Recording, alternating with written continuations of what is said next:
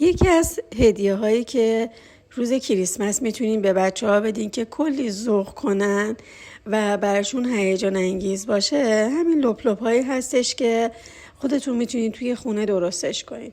کافیه که یه قالب نیم دایره‌ای داشته باشین، شکلات رو بماری کنین و بذارین داخل یخچال. سرد که شد بیارین بیرون، داخلش رو با هر چیز خوشمزه دیگه‌ای که دوست داشتین میتونین پر کنین و بعد به این صورت تزیینش کنید و در نهایت به بچه ها هدیه بدید.